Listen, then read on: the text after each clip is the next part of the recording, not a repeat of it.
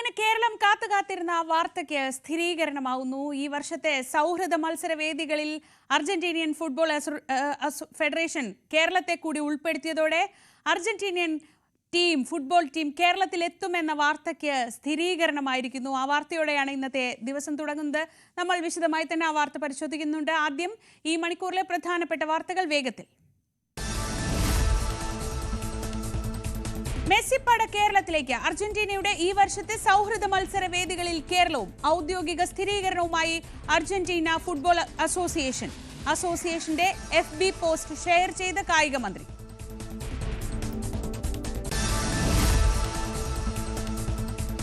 ഇന്ത്യയുമായി ചർച്ചയ്ക്ക് തയ്യാറെന്ന് പാകിസ്ഥാൻ.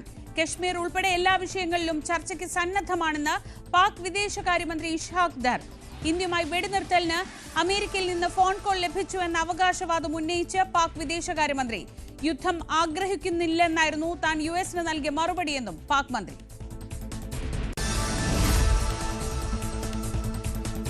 രാഹുൽ ഗാന്ധി നയിക്കുന്ന വോട്ട് അധികാർ യാത്രയുടെ ഭാഗമാകാൻ NDA ഇതര മുഖ്യമന്ത്രിമാർ. തമിഴ്നാട് മുഖ്യമന്ത്രി MK സ്റ്റാലിനും കർണാടക മുഖ്യമന്ത്രി സിദ്ധരാമയ്യയും ജാർഖണ്ഡ് മുഖ്യമന്ത്രി ഹേമന്ത് സോറനും വരും ദിവസങ്ങളിൽ റാലിയുടെ ഭാഗമാകും. യാത്ര ഇന്ന് 7ാം ദിവസം.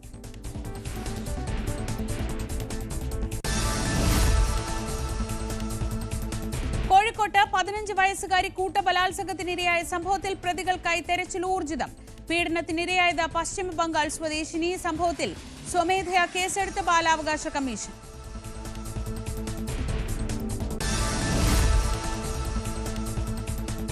കാസർഗോഡ് പടന്നക്കാട് 10 വയസ്സുകാരിയെ തട്ടിക്കൊണ്ടുപോയി ലൈംഗികമായി പീഡിപ്പിച്ച കേസിൽ ഇന്ന് വിധി. കേസിലെ 1ാം പ്രതി കൊടക് സ്വദേശി സലീം. വിധി പറയുന്നത് ഹോസ്ദുർ ഫാസ്റ്റ് ട്രാക്ക് സെഷൻസ് കോടതി. സംഭവം നടന്നത് 2024 മെയ് 15-ന്.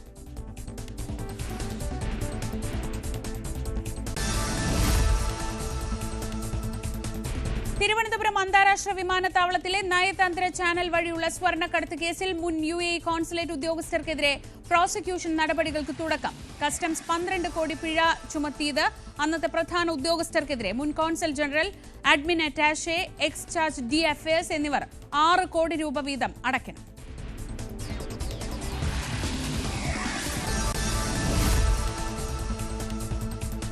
കണ്ണൂർ മുൻ ADM നവീൻ ബാബുവിന്റെ ആത്മഹത്യയിൽ തുടരന്വേഷണം വേണമെന്ന കുടുംബത്തിന്റെ ഹർജിയിൽ കോടതി ഇന്ന് വാദം കേൾക്കും. Kannur judicial first class magistrate കോടതിയാണ് കുടുംബത്തിന്റെ വാദം കേൾക്കുക. കേസിലെ പ്രതിയായ മുൻ കണ്ണൂർ ജില്ലാ പഞ്ചായത്ത് പ്രസിഡന്റ് PP ദിവ്യയ്ക്ക് രക്ഷപ്പെടാനുള്ള നിരവധി പഴുതുകൾ കുറ്റപത്രത്തിൽ പോലീസ് സൃഷ്ടിച്ചെന്ന് കുടുംബത്തിന്റെ ആരോപണം.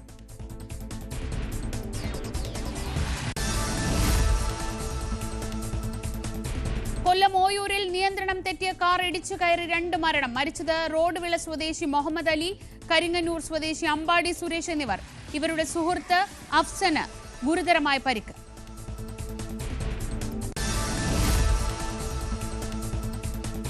രാഹുൽ മാങ്കൂട്ടത്തിൽ MLA-ക്കെതിരെ പ്രതിഷേധം കടുപ്പിച്ച CPM-ഉം BJP-യും. രാഹുലിന്റെ പാലക്കാട്ട് MLA ഓഫീസിലേക്കും അടൂരിലെ വീട്ടിലേക്കും ഇന്ന് മാർച്ച് നടത്തും. പ്രതിഷേധ സദസ്സിന് ഒരുങ്ങി DYFI.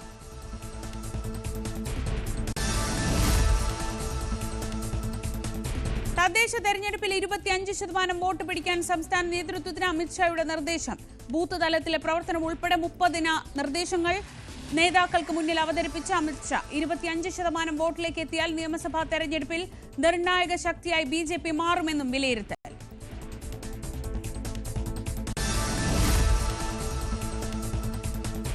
ഗുരുവായൂർ ക്ഷേത്രക്കുളത്തിൽ റീൽസ് ചിത്രീകരിച്ചതിൽ സോഷ്യൽ മീഡിയ ഇൻഫ്ലുവൻസർ ജാസ്മിൻ ജാഫറിനെതിരെ പരാതി. ഹൈക്കോടതി നിരോധനം ഏർപ്പെടുത്തിയ ക്ഷേത്രത്തിന്റെ നടപ്പുരയിലും റീൽസ് ചിത്രീകരിച്ചു. ദേവസ്വം അഡ്മിനിസ്ട്രേറ്ററുടെ പരാതി പോലീസ് കോടതിക്ക് കൈമാറി.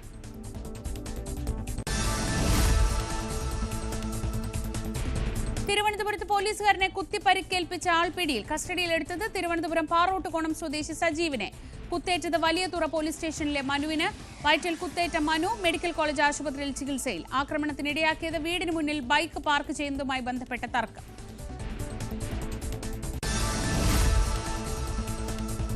ഇനി നമ്മൾ വിശദമായ വാർത്തകളിലേക്ക് കടക്കുകയാണ്. അങ്ങനെ മെസ്സിപ്പട കേരളത്തിലെത്തുന്നു. അർജന്റീനയുടെ ഈ വർഷത്തെ സൗഹൃദ മത്സര വേദികളിൽ കേരളവുമുണ്ട്. അർജന്റീന ഫുട്ബോൾ അസോസിയേഷൻ ഇക്കാര്യം ഔദ്യോഗികമായി സ്ഥിരീകരിച്ചതോടെ മാസങ്ങൾ നീണ്ട അഭ്യൂഹങ്ങൾക്ക് വിരാമമായിരിക്കുന്നു. നവംബർ 10-നും 18-നും ഇടയിൽ 3 ദിവസം ലോകകപ്പ് ജേതാക്കൾ കേരളത്തിലുണ്ടാകും. ആരാധകർക്ക് മെസ്സിയെ കാണാൻ സൗകര്യമൊരുക്കാമെന്നും അർജന്റീനയ്ക്കെതിരെ കളിക്കാൻ ഓസ്ട്രേലിയൻ ടീം സന്നദ്ധത അറിയിച്ചതായും കായിക മന്ത്രി വി അബ്ദുറഹ്മാൻ പറഞ്ഞു. വിവരങ്ങളുമായി എൽദോ പോൾ പുതുശ്ശേരി ചേരുന്നു. എൽദോ, ഫുട്ബോൾ ആരാധകർക്ക് വലിയ സന്തോഷമുണ്ടാക്കുന്ന ഒരു വാർത്തയാണ്. കാരണം ഒരുപാട് അനിശ്ചിതത്വങ്ങൾ ഉണ്ടായിരുന്നു ഈ വർഷം. അതിനിടയിൽ ഇനി എവിടെ സമയം കിട്ടും? അർജന്റീന അസോസിയേഷന്റെ ഭാഗത്തു നിന്ന് അങ്ങനെ ഒരു വിവരമില്ലായിരുന്നു. ആ അനിശ്ചിതത്വങ്ങൾക്കൊക്കെ ഒടുവിൽ അവരുടെ ആ സ്ഥിരീകരണം വരുമ്പോൾ എപ്പോൾ, എങ്ങനെ, എവിടെ, അങ്ങനെ ഇനി പല ചോദ്യങ്ങൾ ബാക്കിയാണല്ലോ. ഈ സ്ഥിരീകരണം എന്താണ്? സ്ഥിരീകരണം അത് അർജന്റീന ഫുട്ബോൾ അസോസിയേഷന്റെ ഭാഗത്ത് നിന്നുണ്ടായതാണ്. AFAയുടെ ഔദ്യോഗിക അറിയിപ്പായിരുന്നു. ഏതാണ്ട് ഇന്ന് പുലർച്ചെ 4 മണിക്കാണ് അതെത്തിയത്. അർജന്റീന ഫുട്ബോൾ അസോസിയേഷന്റെ ഫുട്ബോൾ ടീമിന്റെ നവംബറിലെ പര്യടനം, അതായത് ഫിഫ വിൻഡോ പ്രകാരം നവംബർ 10 മുതൽ 18 വരെയുള്ള സമയമാണ് ഈ ഫിഫ വിൻഡോയിൽ ഫ്രീ ആയിട്ട് അർജന്റീന ടീമംഗങ്ങൾക്ക് യാത്ര ചെയ്യാൻ കഴിയുന്നത്. ആ സമയത്ത് അർജന്റീനയുടെ 2 മത്സരങ്ങളാണ് അർജന്റീന ഫുട്ബോൾ അസോസിയേഷൻ ഇന്നലെ ഔദ്യോഗികമായി പ്രഖ്യാപിച്ചത്. ഒന്ന് അത് അങ്കോളയിലാണ്, രണ്ടാമത്തേത് ഇന്ത്യയിൽ കേരളത്തിലാണ് എന്ന് വ്യക്തമായി തന്നെ അർജന്റീന ഫുട്ബോൾ അസോസിയേഷൻ വ്യക്തമാക്കുന്നു. അപ്പോൾ അതുകൊണ്ട് തന്നെ നമുക്ക് ഉറപ്പിക്കാം അർജന്റീന ടീം കേരളത്തിലേക്ക് എത്തുമെന്നുള്ള കാര്യത്തിൽ. ഇനി ഒരുപാട് ചോദ്യങ്ങൾ, ഒരുപാട് കാര്യങ്ങൾ സാധാരണ ഫുട്ബോൾ ആരാധകർക്ക് അറിയാനുണ്ടാകും. അതിൽ പ്രധാനപ്പെട്ടത് എവിടെ മത്സരം എന്നുള്ളതാണ്. സ്പോൺസർമാരുടെയും ഒപ്പം കായിക മന്ത്രിയുടെയും വാക്കുകൾ അനുസരിച്ച് തിരുവനന്തപുരം കാര്യവട്ടം ഗ്രീൻഫീൽഡ് സ്റ്റേഡിയത്തിൽ ഈ മത്സരം നടക്കും. കാര്യവട്ടം ഗ്രീൻഫീൽഡ് സ്റ്റേഡിയം നമുക്കറിയാം, ഇപ്പോൾ കേരള ക്രിക്കറ്റ് ലീഗ് മത്സരം നടന്നുകൊണ്ടിരിക്കുകയാണ്. എങ്കിൽ പോലും ആ സമയത്തേക്ക് ബാക്കി ക്രമീകരണങ്ങൾ വരുത്തി, സജ്ജീകരണങ്ങൾ നടത്തി പൂർണ്ണമായും സ്റ്റേഡിയം സജ്ജീകരിക്കാൻ കഴിയുമെന്നുള്ള പ്രതീക്ഷയാണ് സ്പോൺസർമാരും ഒപ്പം കായിക മന്ത്രിയും പങ്കുവെക്കുന്നത്. ഇനി വലിയ തോതിൽ ഒരു ആരാധക വൃന്ദത്തെ പ്രതീക്ഷിക്കണം കാര്യവട്ടം സ്റ്റേഡിയത്തിലേക്ക്. അപ്പോൾ ആ കാര്യവട്ടം സ്റ്റേഡിയത്തിൽ പ്രത്യേകം പവലിയൻ തയ്യാറാക്കണം, പ്രത്യേകം സൗകര്യങ്ങൾ ഒരുക്കണം. ഇതൊക്കെ ഈ സമയത്ത് നടക്കേണ്ടതുണ്ട്. ഇതിനിടയിൽ രഞ്ജി ട്രോഫി ക്രിക്കറ്റ് മത്സരം കേരളത്തിലേക്ക് വരുന്നുണ്ട്. അതും കാര്യവട്ടത്താണ് വേദി ഒരുങ്ങേണ്ടത്. BCCI ആണ് അതിന്റെ ഫിക്സ്ചർ നിശ്ചയിക്കേണ്ടതും. പക്ഷേ മെസ്സി എത്തുന്നു. ലയണൽ മെസ്സിയുടെ ടീം അർജന്റീന കേരളത്തിൽ കളിക്കുമ്പോൾ സ്വാഭാവികമായും ആരാധകർ ഏറെ എത്തുന്ന ഒരു മത്സരമായതുകൊണ്ട് തന്നെ രഞ്ജി ട്രോഫി മത്സരം മാറ്റിവെക്കുന്നതിൽ, വേദി മാറ്റുന്നതിൽ വലിയ തടസ്സമുണ്ടാകില്ല എന്ന പ്രതീക്ഷയിലാണ് ആരാധകർ. പക്ഷേ അപ്പോഴും കേരള ക്രിക്കറ്റ് അസോസിയേഷന്റെ അനുവാദം കൂടി. ഇപ്പോൾ റിപ്പോർട്ടർ ബ്രോഡ്കാസ്റ്റിംഗ് കമ്പനിയുടെ MD ശ്രീ ആന്റോ അഗസ്റ്റിൻ നമ്മളോടൊപ്പം ടെലിഫോൺ ലൈനിലുണ്ട്. ശ്രീ ആന്റോ അഗസ്റ്റിൻ, അഭിനന്ദനങ്ങൾ.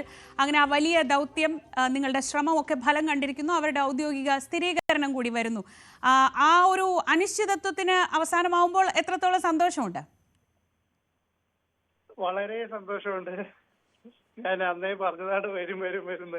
പക്ഷേ വന്നു കഴിഞ്ഞിട്ട് പറഞ്ഞാൽ മതി എന്നുള്ളത് കൊണ്ടാണ് കുറച്ച് ദിവസം വെയിറ്റ് ചെയ്തത്. 2 ദിവസം മുന്നേ വേണമെങ്കിൽ പറയായിരുന്നു. എനിക്ക് കൺഫർമേഷനൊക്കെ കിട്ടിയതാണ്. പക്ഷെ എന്തായാലും അവരൗദ്യോഗികമായി പ്രഖ്യാപിച്ചതിന് ശേഷം പറയട്ടെ, AFA ഔദ്യോഗികമായി പ്രഖ്യാപിക്കട്ടെ എന്ന് വിചാരിച്ച് വെയിറ്റ് ചെയ്തതാണ്. ഒത്തിരി സന്തോഷം. എല്ലാ മാധ്യമങ്ങൾക്കും ഒത്തിരി സന്തോഷം. അന്ന് വളരെ വിശദമായി ന്യൂസ് 18 ഈ വിഷയം സംസാരിച്ചപ്പോഴൊക്കെ താങ്കൾ വലിയ ആത്മവിശ്വാസം തന്നെയാണ് പ്രകടിപ്പിച്ചിരുന്നത്. സമയമുണ്ടല്ലോ, ഇനിയും സമയമുണ്ട്, സമയമില്ല എന്ന് നമ്മൾ പറയുമ്പോൾ താങ്കൾ സമയമുണ്ട് എന്ന് തന്നെയായിരുന്നു പറഞ്ഞിരുന്നത്. ആ ഒരു ആത്മവിശ്വാസം ആ സമയത്ത് തന്നെ ഇതിങ്ങനെയൊക്കെ തന്നെ വരും, അങ്ങനെ ഒരു ആത്മവിശ്വാസം എങ്ങനെയായിരുന്നു ഉണ്ടായിരുന്നത്? അവർക്ക് ഡേറ്റുമായി ബന്ധപ്പെട്ട പ്രശ്നങ്ങൾ ഉണ്ടായിരുന്നു, അങ്ങനെ പല പല പ്രശ്നങ്ങളുണ്ടല്ലോ. അതിനിടയിൽ വേണമല്ലോ ഇങ്ങനൊരു തീരുമാനം എടുക്കാൻ, പ്രത്യേകിച്ച് കേരളം പോലൊരു സ്ഥലമാകുമ്പോൾ. കഴിഞ്ഞ ഡിസംബർ 20-ാം തീയതിയാണ് ഞാൻ എഗ്രിമെന്റ് വെക്കുന്നത്. അപ്പോൾ കഴിഞ്ഞ ഡിസംബർ 20-ാം തീയതി എഗ്രിമെന്റ് വെക്കുന്ന സമയത്ത് നമുക്ക് ക്ലാരിറ്റി ഉണ്ടായിരുന്നു ഇത് അർജന്റീന വരും എന്നുള്ള കാര്യം. പക്ഷെ അവർ അടുത്ത വർഷത്തേക്ക് സമയം മാറ്റി ചോദിച്ച സമയത്ത് നമ്മളത് കഴിയില്ല, ഈ വർഷം തന്നെ വേണം എന്നുള്ള ഒരു കാര്യത്തിൽ ശാഠ്യം പിടിക്കുകയായിരുന്നു ഉണ്ടായിരുന്നത്. പക്ഷേ നമ്മളെ സംബന്ധിച്ചിടത്തോളം ഉണ്ടായിരുന്ന ഒരു ആത്മവിശ്വാസം എന്ന് പറയുന്നത് അർജന്റീന ടീം പോലെ ഒരു ടീം നമ്മളോട് പറഞ്ഞ് പണം മേടിച്ച് പറ്റിക്കില്ല എന്നുള്ളൊരു മൈൻഡ് സെറ്റ് ഉണ്ടായിരുന്നു നമുക്ക്. അതുകൊണ്ട് നമ്മൾ ഉറപ്പായിട്ട് പറഞ്ഞത് വരും എന്നുള്ള കാര്യം. അത് മിനിസ്റ്റർ അത് തന്നെയാണ് പറഞ്ഞത്, എല്ലാവരും അങ്ങനെ അത് തന്നെയാണ് പറഞ്ഞത്. പക്ഷെ ചില മാധ്യമങ്ങൾ വരില്ല എന്ന് ഉറപ്പിച്ച് പറയുന്ന സമയത്ത് നമ്മൾ അതിന് എന്ത് പറയാനാണ് എന്നുള്ളതുകൊണ്ട് പിന്നെ അതിനുവേണ്ടി തർക്കിക്കാൻ നിന്നില്ല എന്നുള്ളൂ. നമ്മൾ അന്നും ഇന്നും പറയുന്നത് മെസ്സി വരും, കളിക്കും എന്നുള്ളത് തന്നെയാണ്. ഞാൻ തുടക്കം തുടങ്ങി പറഞ്ഞ കാര്യത്തിനകത്ത് ഒരു ഇഞ്ച് പോലും പിന്നോട്ട് പോയിട്ടില്ല ഈ സമയം വരെ. ഇത് അവർ ഔദ്യോഗികമായി പ്രഖ്യാപിക്കുന്ന സമയം വരെ. വലിയ നമ്മുടെ നാടിന്റെ ഒരു വലിയ വികസനത്തിന്റെ ഭാഗമായിട്ട് ഇതിനെ കാണുക എന്നുള്ളത് മാത്രമേ ഉള്ളൂ. കാരണം ഞാൻ കൊണ്ടുവന്നോ, റിപ്പോർട്ടർ TV കൊണ്ടുവന്നോ, അല്ലെങ്കിൽ വേറെ ആരെങ്കിലും കൊണ്ടുവന്നോ അതിന്റെ ഭാഗമായി എന്നുള്ളതല്ല. പക്ഷെ നമ്മുടെ നാടിന്റെ ഒരു സ്പോർട്സ് കൾച്ചറിന് ചിലപ്പോൾ ഇതൊരു മാറ്റം വരുത്താൻ സാധിക്കും. കാരണം ഞാൻ നേരത്തെ പറയുമായിരുന്നു, ലോകകപ്പിലൊക്കെ ഒരു രാജ്യങ്ങൾ 60,000 കോടി, 1,60,000 കോടി, ഇപ്പം സൗദിയൊക്കെ മുടക്കുന്ന പറഞ്ഞാൽ 1,00,000-ലധികം കോടി, 1,00,000-ലധികം കോടി രൂപയാണ് ഒരു 14-15 ദിവസം വരുന്ന ലോകകപ്പിന് വേണ്ടി മുടക്കുന്നത്. ആ രാജ്യത്തിന്റെ ഒരു വികസനത്തെ അത് കാണിക്കുക. അപ്പൊ കേരളം പോലെ ഒരു ചെറിയ സംസ്ഥാനത്ത് ഒരു ലോകകപ്പ് പോലെ ഒരു കളി, ഈ ടീമുകൾ തന്നെയാണ് ലോകകപ്പിൽ പോയി കളിക്കുന്നത്. അപ്പൊ അതുപോലെ അത്രയും ആവേശത്തോടുകൂടി കളി നടക്കുന്ന സമയത്ത് കേരളത്തിലുണ്ടാകുന്ന ഒരു ഉത്തേജകം, സ്പോർട്സിലുണ്ടാകുന്ന ഒരു ഉത്തേജകം എത്ര വലുതാണെന്ന് കാണുക, ടൂറിസത്തിനുള്ള ഒരു വികസനം എത്ര വലുതാണെന്ന് കാണുക.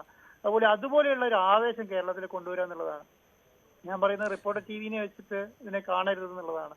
റിപ്പോർട്ടർ ടിവിനെ അല്ല കാണേണ്ടത്, കേരളത്തിലെ സ്പോർട്സിനോട് സ്നേഹിക്കുന്ന ജനങ്ങളെയാണ് കാണേണ്ടത്. നമുക്ക് ഇതുവരെ സംഭവിച്ചത് ചില ആശങ്കയായിരിക്കാം. കേരളത്തെ പോലെ ഒരു ചെറിയ സംസ്ഥാനത്ത് ഒരു ചെറിയ കമ്പനി വിചാരിച്ചാൽ ഇവരെ കൊണ്ടുവരാൻ കഴിയുമോ എന്നുള്ളതിൻ്റെയൊക്കെ ആശങ്കയാവാം. അതായിരിക്കാം വാർത്തയായി മുന്നോട്ട് പോകുന്നത്. നമ്മളാണെങ്കിലും ചിലപ്പോൾ അത് തന്നെയായിരിക്കും ചെയ്യുന്നുണ്ടാവുക. പക്ഷെ ആ ആത്മവിശ്വാസം വിജയിച്ചിട്ടുണ്ട്, സർക്കാരിന്റെ ആത്മവിശ്വാസം വിജയിച്ചിട്ടുണ്ട്, സ്പോർട്സ് പ്രേമികളുടെ ആത്മവിശ്വാസം വിജയിച്ചിട്ടുണ്ട്, മെസ്സി ആരാധകരുടെ ആത്മവിശ്വാസം വിജയിച്ചിട്ടുണ്ട്. ഇനി അതിനെ പോസിറ്റീവായി കണ്ട് മുന്നോട്ട് പോവുക എന്നുള്ളതാണ്. ഒരിക്കൽ കൂടി അഭിനന്ദനങ്ങൾ. നമ്മൾ ഏറ്റവും ഒടുവിൽ സംസാരിച്ചപ്പോൾ ഒരുപാട് സംശയങ്ങളോട് കൂടിയാണ് അന്ന് നമ്മൾ നേരിട്ട് സംവദിച്ചത്. പക്ഷേ ഇപ്പോൾ ഒരുപാട് സന്തോഷവും ആശ്വാസവും ഒക്കെ തോന്നുന്നു. പ്രത്യേകിച്ചും അർജന്റീന ഫുട്ബോൾ അസോസിയേഷൻ നേരിട്ട് പ്രഖ്യാപനം നടത്തിയതിൽ വളരെ സന്തോഷമുള്ള വാർത്ത തന്നെയാണ്. ഞാൻ ഈ സാധാരണ ആരാധകർക്ക് തോന്നുന്ന കുറച്ച് കാര്യങ്ങൾ ചോദിച്ചോളട്ടെ. ഒന്ന്, ഈ എങ്ങനെയാണ്, എത്ര ദിവസം ഉണ്ടാകുമെന്നുള്ളതൊക്കെ ഇപ്പോൾ പുറത്തു പറയാൻ കഴിയുന്ന ഒരു സാഹചര്യമുണ്ടോ? എന്തായാലും 5 ദിവസത്തിലധികം ഉണ്ടാവും. നമുക്ക് ഇപ്പൊ എനിക്ക് തോന്നുന്നത് അങ്കോളയിൽ കളി ഫിക്സ് ചെയ്തിരിക്കുന്നത് 12-ാം തീയതിയാണ്. 12-ാം തീയതി കഴിഞ്ഞിട്ട് അവിടുന്ന് 13-ാം തീയതി ഉച്ചയോടുകൂടി കേരളത്തിലെത്തും എന്നുള്ളതാണ് ഇപ്പൊ നമുക്ക് അറിയാൻ കഴിയുന്നത്. ഏകദേശം 12-ാം തീയതി വൈകുന്നേരം അവിടുന്ന് നമുക്ക് അർജന്റീനയിൽ നിന്നല്ല അവർ വരുന്നത്. ആ ടീം കുറച്ച് ആൾക്കാർ അർജന്റീനയിൽ നിന്നും കുറച്ച് ആൾക്കാർ പിന്നെ ഇവിടുന്നുമാണ്, അങ്കോളയിൽ നിന്നാണ് വരുന്നത്. അർജന്റീനയിൽ നിന്ന് വരുന്ന ടീം എനിക്ക് തോന്നുന്നത് 10-ാം തീയതി തന്നെ കേരളത്തിലെത്തും. 11-ാം തീയതിയോടുകൂടി കേരളത്തിലെത്തും. 10-ാം തീയതി അവിടുന്ന് പുറപ്പെടും. അങ്കോളയിൽ നിന്നുള്ളത് ആ കളി കഴിയുന്ന അന്ന് രാത്രി തന്നെ അവർ അവിടുന്ന് പുറപ്പെടും. അങ്ങനെ നമുക്ക് എനിക്ക് തോന്നുന്നു 13-ാം തീയതി രാവിലെ തുടങ്ങി 18-ാം തീയതി വരെ ആ ടീം മുഴുവൻ ഉണ്ടാവും എന്നുള്ളതാണ്. ശരിക്കും പറഞ്ഞാൽ ഒരു ടീം ഒരു ഭാഗം എന്തായാലും 10-ാം തീയതി തുടങ്ങി 18-ാം തീയതി വരെ ഉണ്ടാവും. അതിൽ ചിലപ്പോൾ വലിയ കളിക്കാരും ഉണ്ടാവാനുള്ള സാധ്യതയുണ്ട്. പിന്നെ നമ്മുടെ മെസ്സിയുടെ കാര്യം നമുക്ക് ഉറപ്പിക്കാമല്ലോ അല്ലേ? ഉറപ്പിക്കാം. ഇനി ഞാൻ ചോദിക്കട്ടെ, അപ്പോൾ അതായത് നമ്മുടെ ആ ഉത്സവം, ഫുട്ബോളിന്റെ ഒരു കാർണിവൽ ആരംഭിക്കുകയാണ് 11-ാം തീയതി മുതൽ. ഏകദേശം എന്നത്തേക്കാണ് ആ ഒരു മെഗാ ഡേ ഫിക്സ് ചെയ്യുന്നത്? എന്നത്തേക്കായിരിക്കും മത്സരം കാര്യമായിട്ട് ആലോചിക്കുന്നത് നിങ്ങൾ?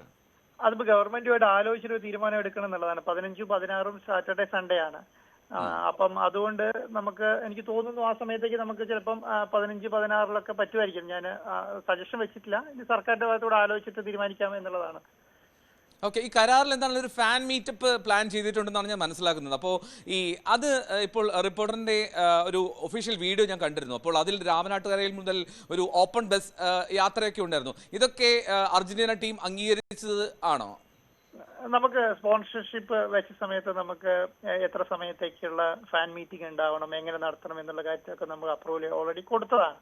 അതൊക്കെ അവർ ഓൾറെഡി അംഗീകരിച്ചിട്ടുള്ളതാണ്. ഇപ്പോഴത്തെ സിറ്റുവേഷനിൽ എല്ലാവരും കാണുന്ന രീതിയിലുള്ള ഒരു ഫാൻ മീറ്റിംഗ് അവർ അക്സെപ്റ്റ് ചെയ്തിട്ടുണ്ട്. അപ്പൊ അത് നമുക്ക് കുറച്ചുകൂടി വിപുലമായി വൃത്തിയായി കൈകാര്യം ചെയ്യാൻ പറ്റില്ല. അത്രയും ഇത് എൻ്റെ ഒരു സജഷനും എൻ്റെ ഒരു പ്ലാനിങ്ങും ആണ്. അതിനകത്ത് ഇനി ഗവൺമെന്റിന്റെ സെഷൻ എല്ലാം കൂടി എടുത്ത് വൃത്തിയായി ചെയ്തിട്ടുണ്ട്. അതിനേക്കാൾ നന്നായി ചെയ്യാൻ പറ്റണം, അതിനേക്കാൾ നന്നായി ചെയ്യുക എന്നുള്ളത് മാത്രമേ ഉള്ളൂ. എത്ര ആൾക്കാരെ പങ്കെടുക്കാൻ പറ്റുന്നോ അത്രയും. നമ്മുടെ ഈ കളിയുടെ ഭാഗമായിട്ട് ഫാൻ മീറ്റിംഗ് കൂടെ ഓൾറെഡി അർജന്റീന ടീം നമുക്ക് അനുമതി തന്നിട്ടുള്ളതാണ്. അപ്പോൾ ഈ രാമനാട്ടുകരയിൽ നിന്നുള്ള ആ യാത്രയൊക്കെ നമ്മുടെ പ്ലാൻ പോലെ നടക്കുമെന്നാണ് പ്രതീക്ഷിക്കുന്നത്. ഞാൻ പ്രപ്പോസൽ കൊടുത്തിട്ടുണ്ട്. ഇനിയിപ്പം നമുക്ക് സെക്യൂരിറ്റി കാര്യങ്ങളും കൂടെ നോക്കി കൈകാര്യം ചെയ്യാൻ പറ്റും എന്നുള്ളതാണ് ഞാൻ വിചാരിക്കുന്നത്. പക്ഷെ എന്തായാലും അതിനേക്കാൾ നന്നായിട്ടെങ്കിലും ഫാൻ മീറ്റിംഗ് നടക്കും. അതിനേക്കാൾ നന്നായി ഫാൻ മീറ്റിംഗ് നടക്കുമെന്നാണ് ഞാൻ വിചാരിക്കുന്നത് ഇപ്പോഴത്തെ സിറ്റുവേഷനിൽ. ഞാൻ കുറച്ചുകൂടി വ്യക്തമാക്കാൻ പറ്റുമോ എന്നാണ് എൻ്റെ ആഗ്രഹം. പ്രത്യേകിച്ചും ഈ അവർ 11-ാം തീയതി എത്തുകയാണെങ്കിൽ ഈ തിരുവനന്തപുരം വരെയുള്ള ഒരു യാത്രയും അല്ലെങ്കിൽ കൂടുതൽ വിശദാംശങ്ങൾ, കരാർ വിവരങ്ങൾ പങ്കുവയ്ക്കാൻ കഴിയുമോ ആരാധകർക്ക് വേണ്ടിയിട്ട്? അല്ല, നമ്മളെ സംബന്ധിച്ചിടത്തോളം നമ്മൾ അതിന്റെ പ്ലാൻ എടുക്കേണ്ടത് നമ്മളാണ്. 10-ാം തീയതി തുടങ്ങി 18-ാം തീയതി വരെ നമുക്ക് സമയം തന്നിട്ടുണ്ട്. ഏത് ദിവസം നമ്മൾ ഫാൻ മീറ്റിംഗ് നടത്തണം, ഏത് ദിവസം കളി നടത്തണം എന്നുള്ള കാര്യം നമ്മൾക്ക് തീരുമാനിക്കാം. നമ്മളെ സംബന്ധിച്ചിടത്തോളം എന്തിനാണ് ഇത്രയും ദിവസം തരുന്നതെന്ന് പറഞ്ഞാൽ നമുക്ക് സെക്കൻഡ് ടീമിന്റെ അവൈലബിലിറ്റിയും കൂടെ നോക്കി ഡേറ്റ് ഫിക്സ് ചെയ്യാൻ വേണ്ടിയിട്ടാണ് 8 ദിവസമൊക്കെ തരുന്നത്. ആ ടീമും തരും. അതുകൊണ്ടാണ് ഫിഫ വിൻഡോ അലോട്ട് ചെയ്യുന്നത്. ആ വിൻഡോയിൽ എല്ലാ ടീമുകളും എല്ലാ കളിക്കാരും ഫ്രീ ആയിരിക്കണം. ഇപ്പൊ ക്ലബ്ബിൽ കളിക്കുന്ന ആൾക്കാരുണ്ട്, അവരെല്ലാം ഈ നാഷണൽ ടീമിന്റെ ഭാഗമാകണം. അതാണ് ഫിഫ വിൻഡോ ഫിക്സ് ചെയ്യുന്നത്. അതുവരെ ഈ കളിക്കാർക്കെല്ലാം വേണമെങ്കിൽ ഇൻഡിവിജ്വലി ടീമിന്റെ പിന്നെ ഈ ക്ലബിന്റെ ഭാഗമാകാം. പക്ഷെ വിൻഡോ ഫിഫ വിൻഡോ ഉള്ളത് ഒക്ടോബർ നവംബറിൽ 2 വിൻഡോ ഉള്ളത്. ആ 2 വിൻഡോ ഉള്ള സമയത്ത് എല്ലാ കളിക്കാരും പിന്നെ നാഷണൽ ടീമിന്റെ ഭാഗമാണോ, അവർ ട്രാവൽ ചെയ്യുന്ന സ്ഥലത്ത് ട്രാവൽ ചെയ്യണം, അങ്ങനെയാണ് പറയുക. അപ്പൊ നമ്മളെ സംബന്ധിച്ച് 10 to 18 ഫിക്സ് ചെയ്ത് തന്നാൽ ഈ ഡേറ്റിന്റെ അകത്ത് നമുക്ക് സെക്കൻഡ് ടീമിന്റെ ഡേറ്റും കൂടെ നോക്കി ഫിക്സ് ചെയ്യാം. പക്ഷേ സെക്കൻഡ് ടീം ചിലപ്പോൾ 14-ാം തീയതി വരെ കളി വെച്ചിട്ടുണ്ടെങ്കിൽ 15-ാം തീയതി അവൈലബിലിറ്റി ഉണ്ടാവില്ല. അപ്പം അങ്ങനെ നോക്കി ഒരു ദിവസം അങ്ങോട്ടും ഇങ്ങോട്ടൊക്കെ അങ്ങനെ ഒരാഴ്ചത്തെ ഗ്യാപ്പ് എപ്പോഴും ഇടുന്നത്. ചില ദിവസം ചില വിൻഡോകൾ 14 ദിവസമൊക്കെ ഇടാറുണ്ട്. പക്ഷെ ഇവിടെ നമുക്ക് ഏകദേശം 8 ദിവസത്തെ വിൻഡോ ഉണ്ട്. അപ്പം അതിനകത്ത് അങ്ങോട്ടോ ഇങ്ങോട്ടോ അപ്പം നമുക്ക് സെക്കൻഡ് ടീമിന്റെ ആവശ്യമില്ല. ഇനി സെക്കൻഡ് ടീമിന്റെ കൂടി ഫാൻ ഷോ നടത്തണോ, അതുമായിട്ട് ഡിസ്കഷൻ നടത്തണോ, നല്ല ടീമാണ് വരുന്നതെങ്കിൽ ആ ടീമുമായിട്ടുള്ള ഫാൻ ഷോ ഒക്കെ നമുക്ക് വേണേൽ പ്ലാൻ ചെയ്യാവുന്ന കാര്യമുള്ളൂ. ഞാൻ ഉദ്ദേശിക്കുന്നത് ഇത്രയേ ഉള്ളൂ, ഇതിനൊരു മാമാങ്കമാക്കി മാറ്റണം കേരളത്തിൽ. ഇതുപോലെ ഒരു വലിയ സാധ്യത നമുക്ക് എല്ലാ ടൈമിനും കിട്ടിക്കോണമെന്നില്ല.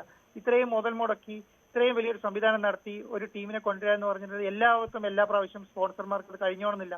ഭാവിയിൽ എന്നെ കൊണ്ട് കഴിഞ്ഞോണം നിർബന്ധമില്ല. പക്ഷെ ഞാൻ ചെയ്യാവുന്നതിന്റെ മാക്സിമം ചെയ്യും. എന്റെ മനസ്സിൽ സ്പോർട്സ് ഉണ്ട്, നമുക്ക് നമ്മുടെ അതിന്റെ ആവശ്യം ഉൾക്കൊണ്ടിട്ടാണ് ഇത് ചെയ്യുന്നത്. അപ്പൊ ആ രീതിയിലേക്ക് അതിനെ കൈകാര്യം ചെയ്യാൻ പറ്റുമെന്നാണ് ഞാൻ വിചാരിക്കുന്നത്.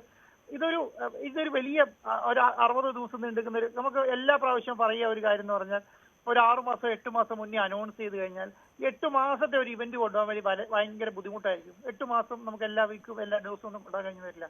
പക്ഷേ ഇതിന് നമുക്ക് ശരിക്കും പറഞ്ഞാൽ ഒരു 60 ദിവസം കൊണ്ടുപോകാന്ന് പറയുന്നത് വളരെ ഈസിയായ കാര്യമാണ്. വളരെ ഈസി ആയിട്ട് നമുക്ക് അതിനെ കൈകാര്യം ചെയ്ത് കൊണ്ടുപോയി വലിയ വിജയത്തേക്ക് എത്തിക്കാൻ കഴിയും. സർക്കാർ വിചാരിച്ചാൽ നടക്കുന്ന കാര്യമുള്ളൂ, ഈ ജനങ്ങളും ആരാധകരും വിചാരിച്ചാൽ നടക്കുന്ന കാര്യമുള്ളൂ.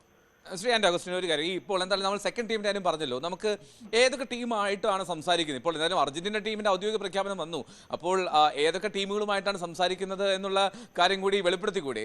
ഈ ഓസ്ട്രേലിയൻ ടീമിന്റെ സന്നദ്ധ കായിക മന്ത്രി പറയുന്നു മൊറോക്കോയുമായിട്ട് ചർച്ച നടത്തണം എന്നുള്ള റിപ്പോർട്ടുകളുണ്ട്. ഒരു ഒഫീഷ്യൽ വേർഡ് താങ്കളുടെ ഭാഗത്ത് നിന്ന് വരാൻ കഴിയുള്ളൂ, അതുകൊണ്ടാണ്.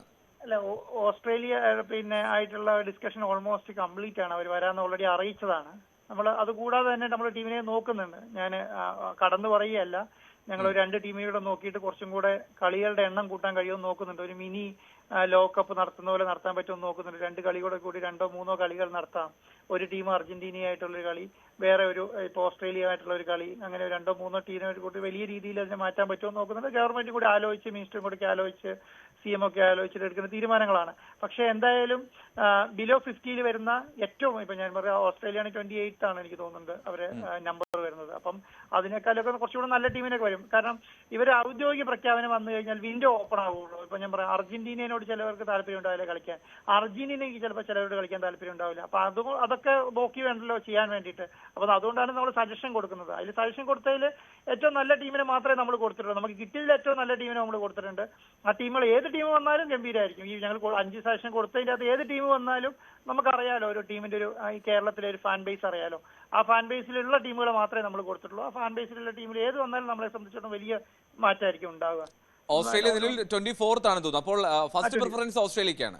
അല്ല, അതിനേക്കാളും നമുക്ക് മുമ്പുള്ള ടീമുകളും ഉണ്ട്. ഏഷ്യൻ ടീമുകളാണോ? ഏഷ്യനും ഏഷ്യന് പുറത്തുള്ളതും ഉണ്ട്. ഈ ജപ്പാൻ ഉൾപ്പെടെയുള്ള ടീമുകളുമായി ചർച്ച നടത്തിയിട്ടുണ്ടല്ലേ? അങ്ങനെയില്ല, അങ്ങനെ ഞാൻ പറയുന്നില്ല, സ്പെസിഫൈ ചെയ്ത് പറയുന്നില്ല. കാരണം എന്താണെന്നറിയോ, നമ്മളെ സംബന്ധിച്ചിടത്തോളം ഇത്രയും നാളത്തെ വിവാദം എന്ന് പറയുന്നത് ഓസ്ട്രേലിയനെ കുറിച്ച് അർജന്റീനന്റെ ആയിരുന്നു.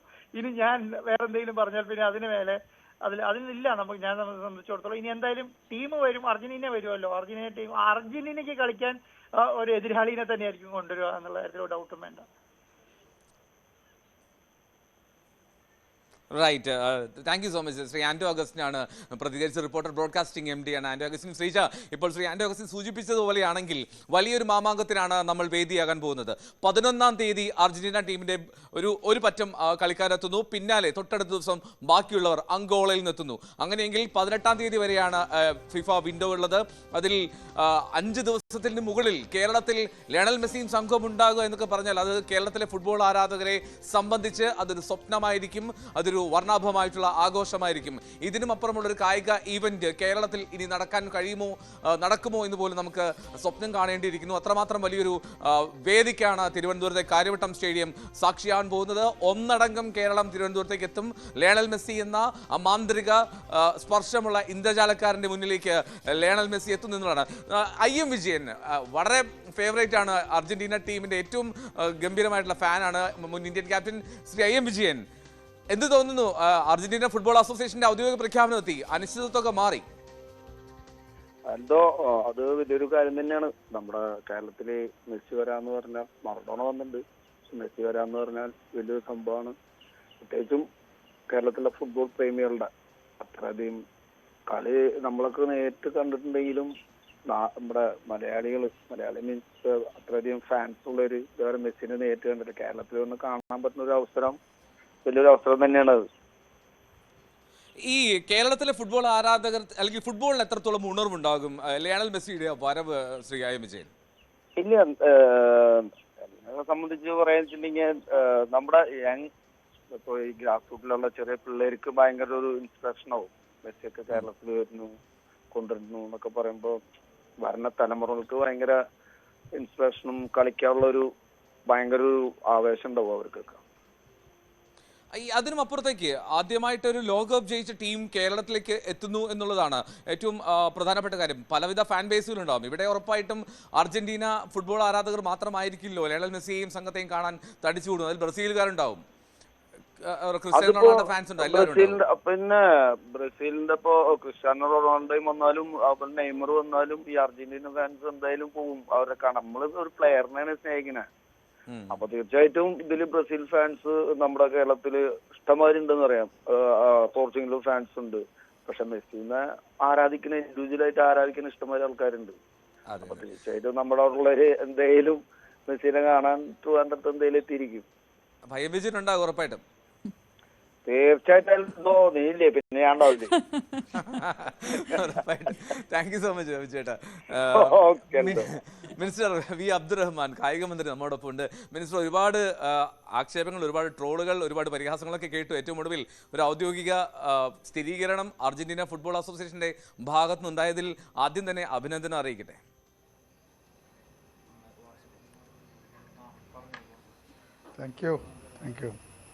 ഓക്കെ, അപ്പോൾ നമ്മൾ കേൾക്കുന്നുണ്ട്. അതായത് ഞാൻ ചോദിക്കുന്നത്, നമ്മളെന്താണെങ്കിലും ഈ 10 മുതൽ 18 വരെയാണ് ഫിഫ വിൻഡോ ഉള്ളത്. ഇപ്പോൾ നേരത്തെ താങ്കൾ വ്യക്തമാക്കി. എന്നാൽ അതിൽ കൂടുതൽ അർജന്റീന ഫുട്ബോൾ അസോസിയേഷന്റെ ഈ വരവിനെ നമ്മൾ എങ്ങനെയൊക്കെ കൊണ്ടാടാനാണ് ആഗ്രഹിക്കുന്നത്? നമ്മൾ കാരണം കൊണ്ടാടുക എന്ന് പറഞ്ഞാൽ അത്രമാത്രം ഒരു മാമാങ്കമാക്കി മാറ്റേണ്ടതുണ്ടല്ലോ കേരളത്തിന്.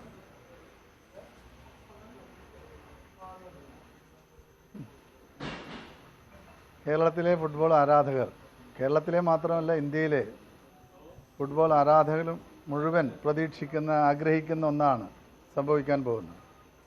ഇപ്പോൾ ഇതുമായി ബന്ധപ്പെട്ട ബാക്കിയുള്ള കാര്യങ്ങളൊക്കെ തന്നെ ചർച്ച ചെയ്ത് വരികയാണ്. കുറേയൊക്കെ കാര്യങ്ങൾ നമ്മൾ കഴിഞ്ഞിട്ടുണ്ട്. ഏതായാലും കേരളത്തിലെ ജനങ്ങൾക്ക് നൽകാൻ കഴിയുന്ന ഏറ്റവും നല്ലൊരു ഓണസമ്മാനമാണ് ഈ വർഷത്തെ ഈ കളി. അപ്പോൾ എങ്ങനെയാണോ നമ്മൾ ഓണം ആഘോഷിക്കുന്നത് അതേപോലെ തന്നെ നമുക്ക് ഈ കളിയെ ആഘോഷിക്കാൻ കഴിയും എന്നാണ് എനിക്ക് തോന്നുന്നത്. മിനിസ്റ്റർ, ഈ നമ്മളിപ്പോൾ നേരത്തെ മിനിസ്റ്റർ പറഞ്ഞാൽ കേട്ടു ഓസ്ട്രേലിയൻ ടീം സന്നദ്ധത അറിയിച്ചത്. മറ്റ് സാധ്യതകൾ പരിശോധിക്കുന്നുണ്ടോ വേറെ ടീമുകളുടെ? നമ്മളൊരു ബാക്കപ്പ് ടീമിനെ കൂടി ആലോചിക്കേണ്ടേ? അപ്പോൾ അത്തരത്തിൽ ചർച്ചകൾ പുരോഗമിക്കുന്നില്ലേ? അതിന്റെ വിവരങ്ങൾ പങ്കുവെക്കാൻ കഴിയുമോ ആരാധകർക്ക് വേണ്ടി? നമ്മൾ ബ്രസീൽ അടക്കമുള്ള, പോർച്ചുഗൽ അടക്കമുള്ള ടീമുകളോട് സന്നദ്ധത ചോദിച്ചിട്ടുണ്ടായിരുന്നു. അപ്പോൾ അവരുടെ മറുപടികളൊന്നും വന്നിട്ടില്ല. പക്ഷേ ഈ ഫിഫ റാങ്കിങ്ങിൽ 50-ൽ താഴെയുള്ള ഏതെങ്കിലും ടീമുകളാണ് വരിക. അപ്പോൾ ആ ടീമുകളെ ഒരു സന്നദ്ധ അറിയിച്ച് കഴിഞ്ഞിട്ടുണ്ട്. അതിൽ നല്ല 1-2 ടീമിനെ നമ്മൾ സെലക്ട് ചെയ്യും. അതായിരിക്കും കളിക്കുക. മറ്റൊരു കാര്യം, ഒരു ആശങ്കകൾക്കും ഇതിനിടയൊന്നുമില്ല. അനാവശ്യമായുള്ള വിവാദങ്ങൾ ഇതുമായി ബന്ധപ്പെട്ട് വന്നു എന്നുള്ളത് ശരിയാണ്. പക്ഷേ തെറ്റായൊരു ധാരണയെ പുറത്താണ് അത്തരത്തിലുള്ള വിവാദങ്ങളൊക്കെ തന്നെ ഉണ്ടായിട്ടുള്ളത്. നമ്മളൊരു സ്പോർട്സിൽ അല്ലെങ്കിൽ ഫുട്ബോളിലൊക്കെ തന്നെ ആവേശം മാത്രമേ ഉള്ളൂ, വിവാദങ്ങളില്ല എന്നുകൂടി ഈ അവസരത്തിൽ പറയുകയാണ്. അപ്പോൾ അത്തരം വിവാദങ്ങളൊന്നും നമ്മൾ കണക്കിലെടുക്കുന്നില്ല.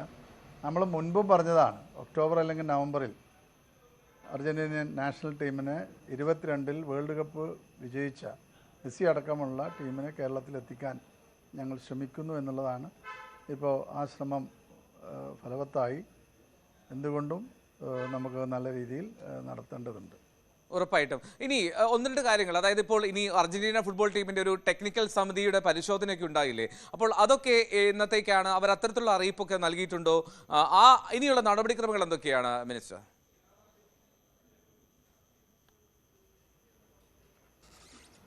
വരട്ടെ. നമ്മൾ ഗ്രൗണ്ടും കാര്യങ്ങളൊക്കെ തന്നെ മുമ്പ് നമ്മൾ വേൾഡ് കപ്പ് ഫിഫ റാങ്കിങ്ങിലെ വേൾഡ് കപ്പ് മുമ്പ് 2015 തിരുവനന്തപുരത്ത് നടത്തിയിട്ടുണ്ടല്ലോ. ആ സൗകര്യങ്ങളൊക്കെ ഇപ്പോൾ കേരളത്തിൽ നിലനിൽക്കുകയാണല്ലോ. പിന്നെ ഇതുമായി ബന്ധപ്പെട്ട ടെക്നിക്കൽ സ്റ്റാഫിനെ നമ്മൾ ക്ഷണിച്ചിട്ടുണ്ട്. അവർ അടുത്ത ആഴ്ച ഡൽഹി ബേസ്ഡായുള്ള ബോംബെയിലൊക്കെ ഉള്ള തന്നെ ഇതിൻ്റെ എഫേർട്സ് ഏറ്റവും നല്ല എഫേർട്ട് നമ്മളിത് എടുത്തിട്ടുണ്ടല്ലോ. അപ്പോൾ വിദഗ്ധർ വരട്ടെ, അവർ അത് നോക്കി പറയട്ടെ. ഓക്കെ, അതിൽ മറ്റൊരു പ്രധാനപ്പെട്ട കാര്യം, ഇപ്പോൾ നമുക്കറിയാവുന്ന പോലെ ഈ കാര്യവട്ടം ഗ്രീൻഫീൽഡ് സ്റ്റേഡിയം തന്നെയാണല്ലോ നമ്മുടെ മനസ്സിൽ. ഇതിൽ തന്നെ നമുക്ക് ചെയ്യാം. അതെ, ഗ്രീൻഫീൽഡ് സ്റ്റേഡിയം തന്നെയാണല്ലോ നമ്മുടെ മനസ്സിൽ. അപ്പോൾ അവിടെ ഇത്രയും നാളായിട്ട് ക്രിക്കറ്റ് മത്സരങ്ങളാണ് നടക്കുന്നത്. ഇപ്പോഴും മത്സരം നടക്കുകയാണ്, അറിയാവുന്ന പോലെ KCL നടക്കുകയാണല്ലോ. അപ്പോൾ ഈ ഫുട്ബോൾ ടീമുകളെ സംബന്ധിച്ച് അവരുടെ പ്ലേയേഴ്സിന്റെ ഹെൽത്ത്, ഫിറ്റ്നസ് ഒക്കെ നോക്കേണ്ടതുണ്ട്. ഇഞ്ചുറി കൺസേൺ ഉണ്ടാകരുത്, കാരണം വേൾഡ് കപ്പ് വരാൻ പോവുകയാണ്. അപ്പോൾ ക്രിക്കറ്റ് പിച്ചാവുമ്പോൾ അല്പം ഹാർഡായിരിക്കും സെൻറ്റർ സർഫസ്. അപ്പോൾ ഇതൊക്കെ മാറ്റിയെടുക്കേണ്ട ഒരു സ്വാഭാവിക സമയമില്ല. അപ്പോൾ ഒരു വലിയൊരു കടമ്പ മുന്നിലില്ലേ ഈ സംഘാടനത്തിൽ? അല്ല അങ്ങനെയൊന്നും തെറ്റായ ധാരണ വേണ്ട. അതൊക്കെ തന്നെ നമുക്ക് പെട്ടെന്ന് ചെയ്യാവുന്നതാണ്. ഇത് ധാരാളം സ്ഥലങ്ങൾ ഇത്തരത്തിലുള്ള മാറ്റങ്ങൾ ചെയ്യാറുണ്ട്. അപ്പോൾ അതെല്ലാം തന്നെ ശ്രദ്ധിച്ച് അതിൻ്റെ ഏറ്റവും വിദഗ്ധരായ ആളുകൾ തന്നെയാണ് അതിന് നമ്മൾ കൊണ്ടുവരാൻ ശ്രമിക്കുന്നത്. അവർ നല്ല രീതിയിൽ തന്നെ പരിശോധിച്ച് ചെയ്തോളും. മറ്റു പ്രശ്നങ്ങളൊന്നും ഉണ്ടാവില്ല. പിന്നെ ഈ ക്രിക്കറ്റ് വെച്ച് നല്ല അത്രയും വലിയ ഗ്രൗണ്ട് നമുക്ക് ആവശ്യമില്ലല്ലോ. അപ്പോൾ ആ ഒരു ഭാഗം മാത്രമാണ് ശരിയാക്കി എടുക്കാനുള്ളത്. അവിടെ പുല്ല് നടലും അതൊക്കെ വലിയ സമയമൊന്നും വേണ്ട, നമുക്ക് പെട്ടെന്ന് ചെയ്യാവുന്നേ ഉള്ളൂ. ഇപ്പോൾ നമ്മൾ നേരത്തെ റിപ്പോർട്ടർ ബ്രോഡ്കാസ്റ്റിംഗ് MD ആൻഡോ അഗസ്റ്റിനെ സംസാരിച്ചിരുന്നു. അപ്പോൾ അദ്ദേഹം പറഞ്ഞൊരു കാര്യം, ഏതാണ്ട് 11-ാം തീയതി 12-ാം തീയതിയോടുകൂടി ടീമംഗങ്ങൾ കേരളത്തിലേക്ക് എത്തിത്തുടങ്ങും. ഏതാണ്ട് 5 ദിവസമെങ്കിലും കേരളത്തിൽ ഉണ്ടാകുമെന്നാണ് അദ്ദേഹം ന്യൂസ് 18നോട് പറഞ്ഞത്. അപ്പോൾ ഈ 5 ദിവസത്തെ ഒരു പദ്ധതി എന്തായിരിക്കും? നമ്മൾ മറ്റ് ഈ ഒരു അർജന്റീന വേഴ്സസ് ഓപ്പോസിറ്റ് ടീം മത്സരത്തിനും അപ്പുറത്തേക്ക് വേറെ എന്തെങ്കിലും പ്ലാനുകൾ ഉണ്ടോ സർക്കാരിൻ്റെയോ കായിക വകുപ്പിൻ്റെയോ മനസ്സിൽ?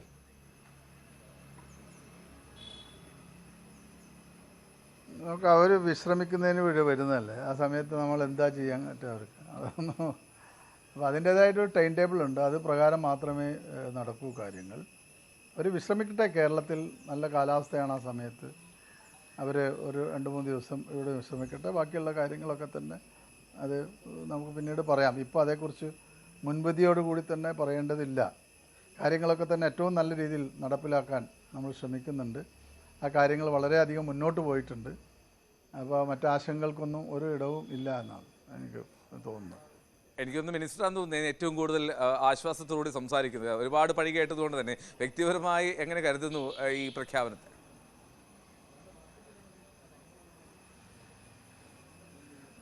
സ്പോർട്സ്മാൻ സ്പിരിറ്റ് എന്ന് ഞാൻ പറഞ്ഞല്ലോ, അത് തന്നെ. അങ്ങനെ കണ്ടാൽ മതിയായിരുന്നു, മറ്റൊരു കാര്യത്തിലേക്കൊന്നും പോകണ്ട.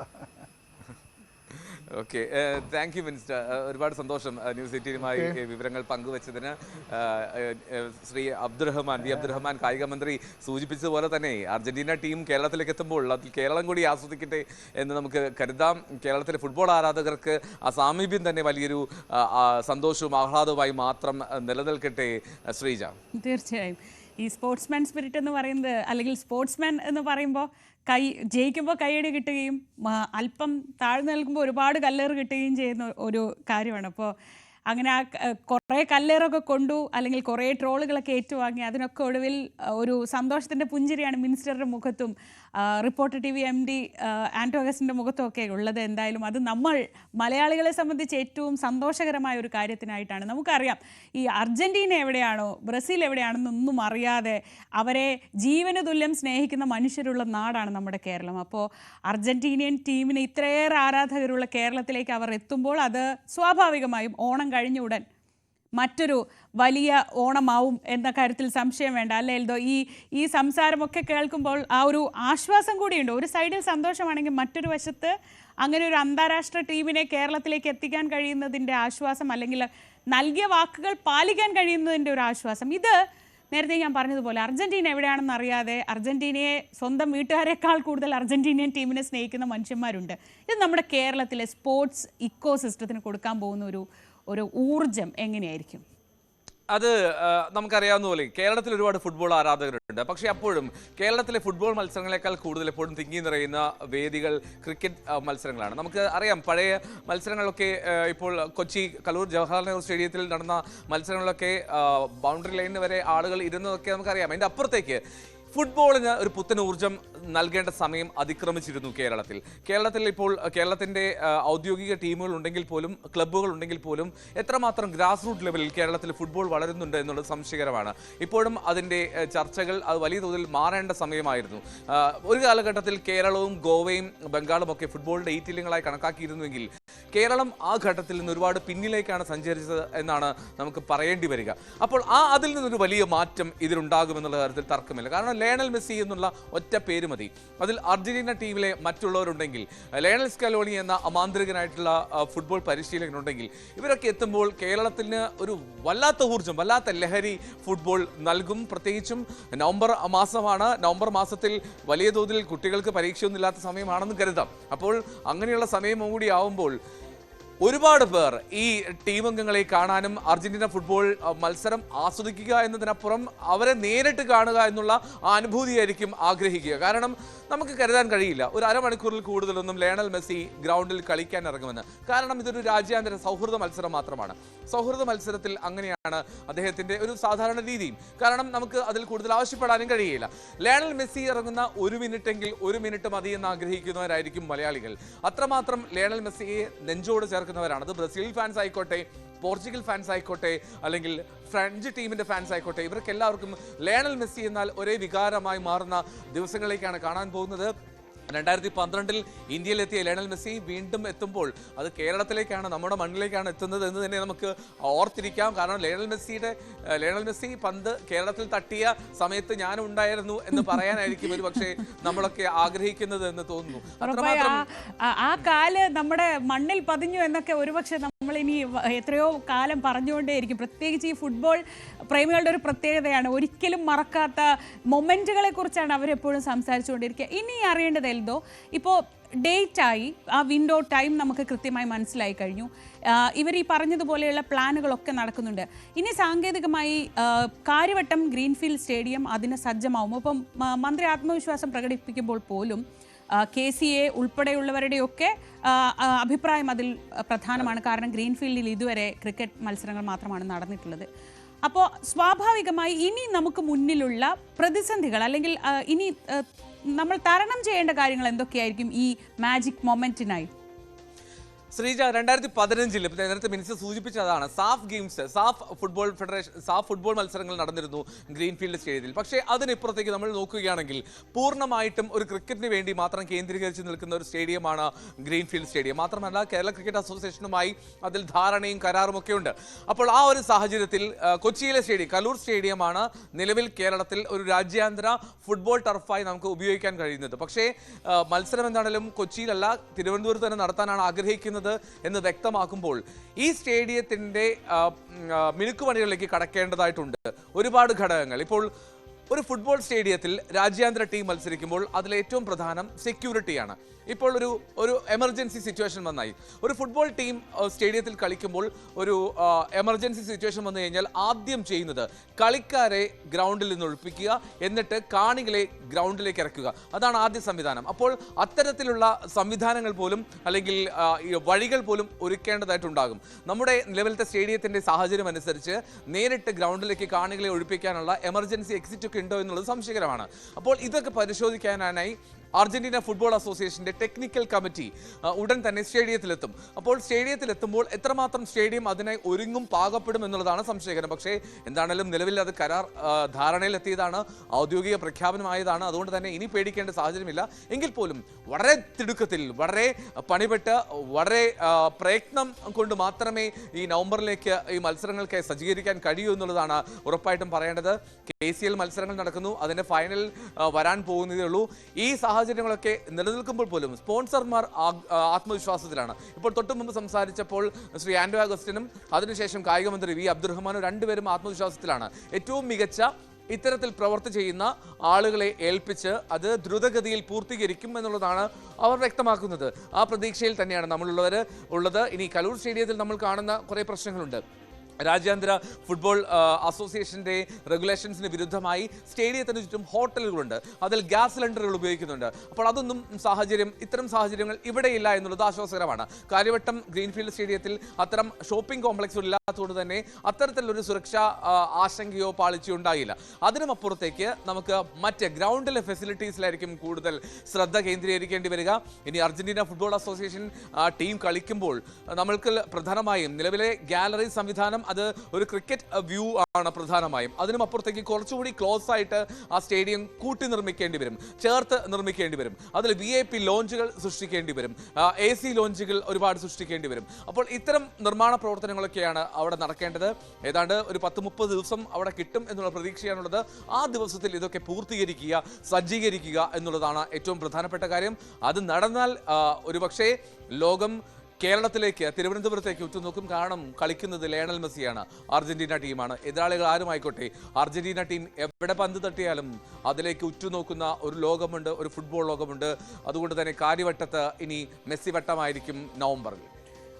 കാര്യവട്ടം ഗ്രീൻഫീൽഡ് സ്റ്റേഡിയത്തിന് ഏറ്റവും അടുത്തുള്ള ഓഫീസ് നമ്മുടേതാണ് എന്നൊരു സന്തോഷം നമുക്കും കൂടി ഉണ്ടാവും. എന്തായാലും മലയാളികൾ മുഴുവൻ കാത്തിരിക്കുകയാണ്.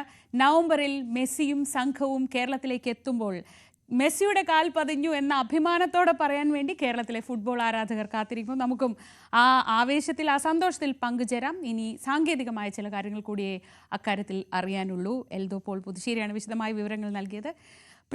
ഒപ്പം നമ്മളോട് പ്രതികരിച്ച എല്ലാവർക്കും നന്ദി. മറ്റു വാർത്തകളിലേക്ക് വരാം ഇടവേളയ്ക്ക് ശേഷം. മറ്റു വാർത്തകൾ നോക്കാം. രാഹുൽ മാങ്കൂട്ടത്തിനെതിരെ കൂടുതൽ യുവതികളുടെ വെളിപ്പെടുത്തൽ ഉണ്ടായേക്കുമെന്ന് കോൺഗ്രസ് നേതൃത്വത്തിന് ആശങ്ക. പാർട്ടി കൂടുതൽ പ്രതിരോധത്തിലാകാതിരിക്കാൻ രാഹുൽ MLA സ്ഥാനവും രാജിവെക്കണമെന്ന നിലപാടിലാണ് ഒരു വിഭാഗം നേതാക്കളുള്ളത്. MLA സ്ഥാനം രാജിവെച്ചാൽ അത് CPM-നെ വെട്ടിലാക്കുമെന്നും കോൺഗ്രസ് നേതൃത്വം വിലയിരുത്തുന്നു. അതേസമയം MLA-ക്കെതിരെ പ്രതിഷേധം കടുപ്പിക്കുകയാണ് CPM-ഉം BJP-യും.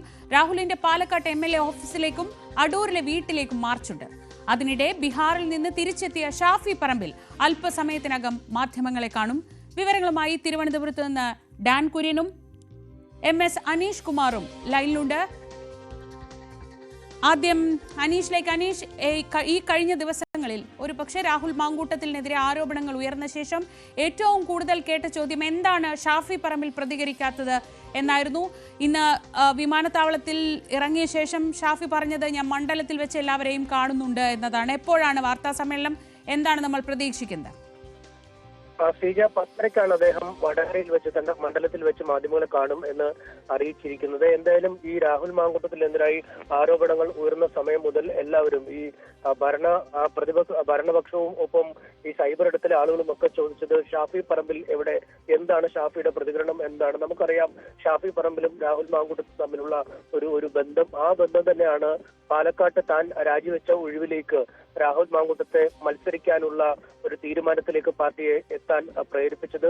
ഈ MP സ്ഥാനം ഒഴിയുമ്പോൾ തന്നെ, അല്ലെങ്കിൽ വടകരയിൽ മത്സരിക്കണമെന്ന നിർദ്ദേശം KPCC മുന്നോട്ട് വെച്ചപ്പോൾ തന്നെ ഷാഫി പറമ്പിൽ പറഞ്ഞ ഏക കാര്യം രാഹുൽ മാങ്കൂട്ടത്തിനെ പാലക്കാട് ഒന്നും മത്സരിപ്പിക്കണം എന്നത് മാത്രമായിരുന്നു. അങ്ങനെ മത്സരിപ്പിക്കുകയും അദ്ദേഹം MLA ആവുകയും ചെയ്തു. അവിടെ തെരഞ്ഞെടുപ്പിന്റെ മുഴുവൻ ചുക്കാൻ പിടിച്ചതും ഷാഫി പറമ്പിലായിരുന്നു താനും. എന്തായാലും സമീപകാലത്തായി കോൺഗ്രസിൽ ഉരുത്തിരിഞ്ഞ ഒരു പുതിയ അധികാരത്തിന്റെ അച്ചുണ്ട്. അത് ഈ VD സതീശിനെയും ഷാഫി പറമ്പിലിനെയും ഒപ്പം രാഹുൽ മാങ്കൂട്ടത്തിനെയും പോലുള്ളവരിലാണ് കേന്ദ്രീകരിച്ചിരുന്നത്. അവരാണ് പലപ്പോഴും കാര്യങ്ങൾ കുറച്ച് നാളുകളായി കോൺഗ്രസിൽ ചെയ്തുകൊണ്ടിരുന്നതെന്ന് നമുക്ക് അറിയാം. തെരഞ്ഞെടുപ്പ് പ്രചാരണങ്ങളിലൊക്കെ ഒരു യുവതുർക്കികൾ എന്ന രീതിയിലേക്കാണ് ഇവർ അവതരിക്കപ്പെടുകയും ചെയ്തത്.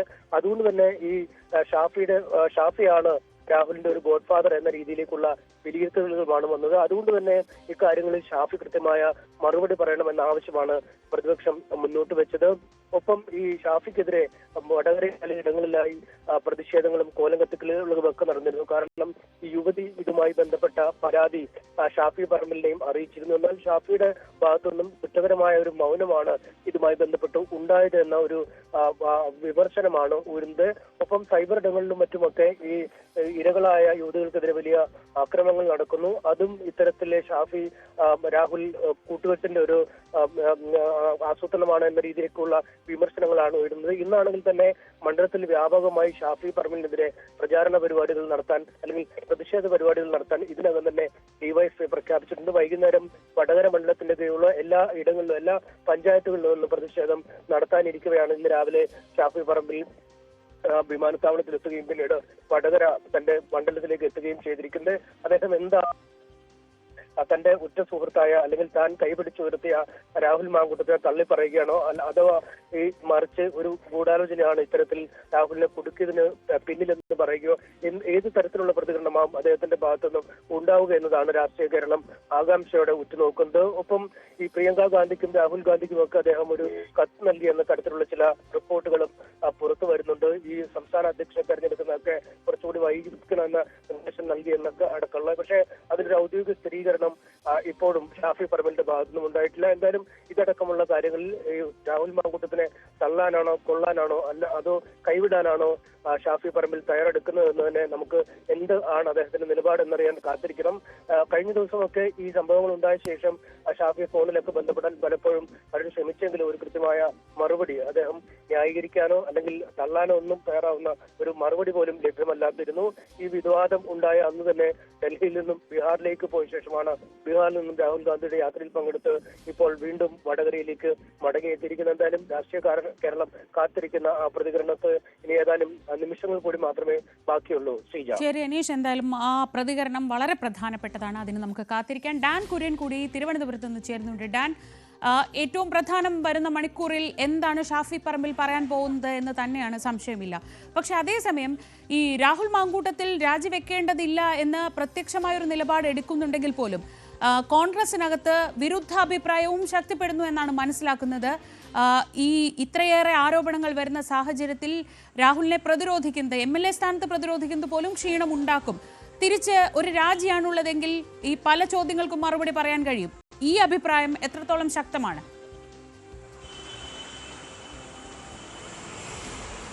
കൂടുതൽ പരാതികൾ രാഹുൽ മാങ്കൂട്ടത്തിനുമായി ബന്ധപ്പെട്ട് കോൺഗ്രസ് നേതൃത്വത്തിന് ലഭിച്ചേക്കുമെന്ന ഒരു ആശങ്ക പാർട്ടിക്കുണ്ട്. അതുമായി ബന്ധപ്പെട്ട ചില സൂചനകൾ പ്രതിപക്ഷ നേതാവിനടക്കം നേരത്തെ തന്നെ ലഭിച്ചിട്ടുണ്ട്. അതുകൊണ്ടാണ് രാഹുൽ മാങ്കൂട്ടത്തിൽ MLA സ്ഥാനത്ത് നിന്നുകൂടി മാറി നിൽക്കണം, ഈ ഘട്ടത്തിൽ പാർട്ടിയുടെ മുഖം രക്ഷിക്കാൻ ഒരു അനിവാര്യത അത് മാത്രമാണ് എന്ന തരത്തിലേക്ക് പ്രതിപക്ഷ നേതാവ് VD സതീശൻ ഉൾപ്പെടെയുള്ള ഒരു വിഭാഗം നേതാക്കൾ നിലപാട് കടുപ്പിച്ചിരിക്കുന്നത്.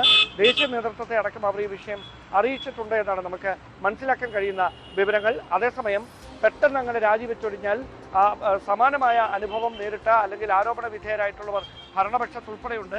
അവരൊക്കെ ആ പദവിയിൽ തുടരുമ്പോൾ രാഹുൽ മാത്രം എന്തിന് ഇരയായി മാറണം, അല്ലെങ്കിൽ പെട്ടെന്ന് രാജിവെച്ചൊഴിയുന്ന ഒരു നടപടിയിലേക്ക് കടക്കണം.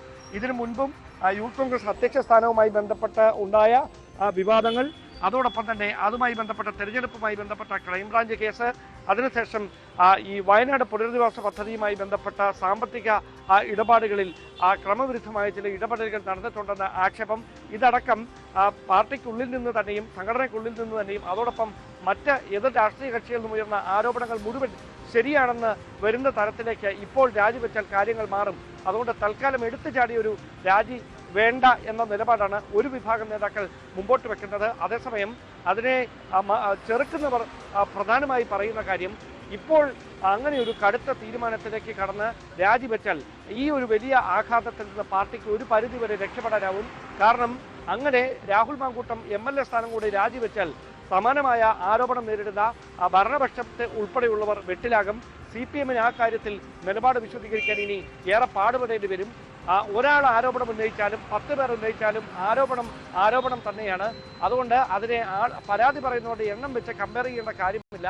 രാഹുൽ MLA സ്ഥാനത്ത് നിന്ന് രാജിവെച്ചാൽ നിലവിൽ പാർട്ടിക്കുണ്ടായിരിക്കുന്ന അവമതിപ്പ് ഒരു പരിധിവരെ കുറയ്ക്കാൻ കഴിയും. അത് CPM-ന് മുമ്പിൽ പ്രതിരോധം തീർക്കുന്നതിനുള്ള ഒരു പ്രധാന വിഷയവുമായി മാറും. തദ്ദേശ തെരഞ്ഞെടുപ്പ് എത്രയും പെട്ടെന്ന് നടക്കാനിരിക്കുകയാണ്. അവിടെ ഈ വിഷയം വലിയ തരത്തിൽ ഉയർത്തിക്കാണിക്കാൻ CPM-ഉം BJP-യും ഒരുപോലെ ശ്രമിക്കുന്ന സാഹചര്യം വരും. പിടിച്ചു നിൽക്കാൻ MLA സ്ഥാനത്ത് നിന്നുകൂടി രാഹുൽ മാങ്കൂട്ടത്തിൽ രാജിവെച്ച് ഒഴിയുക മാത്രമാണ് ഏക പോംവഴി എന്നാണ് പ്രതിപക്ഷ നേതാവ് ഉൾപ്പെടെയുള്ളവർ ദേശീയ നേതൃത്വത്തെ അറിയിച്ചിരിക്കുന്ന വിവരമെന്നാണ് നമുക്ക് ലഭിക്കുന്ന സൂചനകൾ. ഡാൻ, നിയമസഭാ തെരഞ്ഞെടുപ്പിന് ഇനിയും 6 മാസത്തിൽ കൂടുതൽ സമയമുണ്ട്. അങ്ങനെയെങ്കിൽ രാജിവെച്ചാൽ വേണമെങ്കിൽ ഒരു ഉപതെരഞ്ഞെടുപ്പിലേക്കൊക്കെ കാര്യങ്ങൾ പോകാം. BJP-ക്ക് ഇത്ര സ്വാധീനമുള്ള പാലക്കാട് പോലൊരു സ്ഥലത്ത് അങ്ങനെ ഒരു റിസ്ക് എടുക്കാൻ, പ്രത്യേകിച്ച് ഇത്രയേറെ ആരോപണങ്ങൾ നേരിട്ട് നിൽക്കുന്ന ഒരു സാഹചര്യത്തിൽ അങ്ങനെ ഒരു മുൻകൈ BJP-യുടെ ഭാഗത്തു നിന്നുണ്ടായാൽ ഇതൊക്കെ സാധ്യതകളാണല്ലോ. അത്തരം ചിന്തകളുമില്ലേ കോൺഗ്രസിൽ?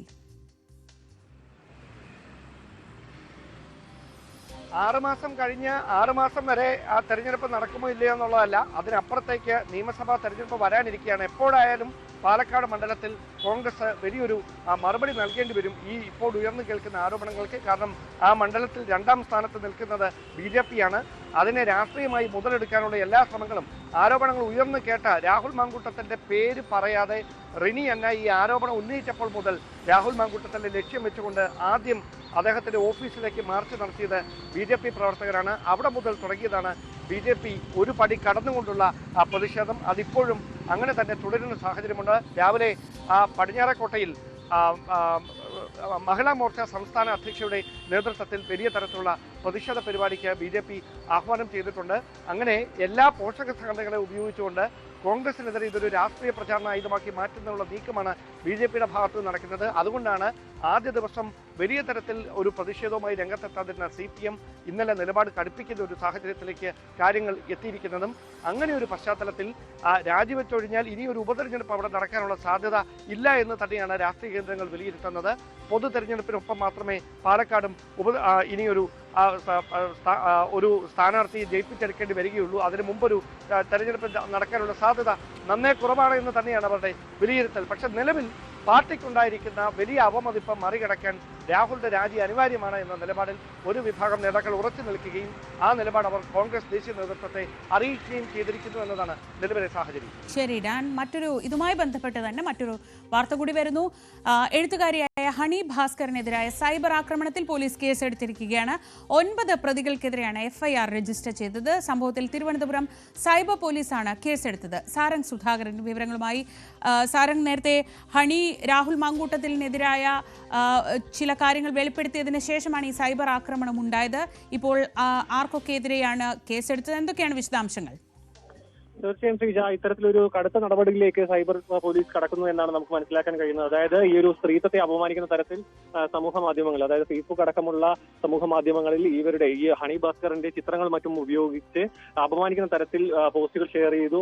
അത്തരത്തിലുള്ള ഒരു പരാതിയാണ് ഈ ഒരു സൈബർ പോലീസിന് ലഭിച്ചതും. അത്തരത്തിൽ 9 പേർക്കെതിരെ, അതായത് തിരുവനന്തപുരം സൈബർ പോലീസാണ് കേസ് രജിസ്റ്റർ ചെയ്തിട്ടുള്ളത്. 9 പേർക്കെതിരെ ഇത്തരത്തിൽ ഈ ഒരു സ്ത്രീത്വത്തെ അപമാനിക്കുന്ന തരത്തിൽ പോസ്റ്റുകൾ പോസ്റ്റ് ചെയ്തതിനും ഒപ്പം തന്നെ ഇവരുടെ ചിത്രങ്ങൾ അനുവാദമില്ലാതെ ഉപയോഗിച്ചു അടക്കമാണ് കേസ് എടുത്തിരിക്കുന്നത്.